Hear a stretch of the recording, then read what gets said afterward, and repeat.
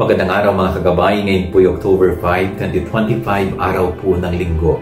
Ako po si Father Marvin at ang ating ebanghelyo ay hango sa ebanghelyo ni San Lucas chapter 17 verse 5 to 10. Ito po ay tungkol sa pananampalataya. At sa ebanghelyo maririnig po natin yung mga alagad ng Panginoon ay nagsasabi sa kanya na dagdagan ang kanilang pananampalataya. Siguro kulang pa, no? Ramdam nilang kulang pa ang pananampalataya. Nararamdaman nila na kung minsan nagda-doubt pa rin sila sa ating Panginoon. Alam po ninyo, may maganda ding effect na kung minsan magda-doubt tayo, kung minsan mag-aalinlangan tayo. Maganda rin kung minsan na matatakot tayo. Bakit?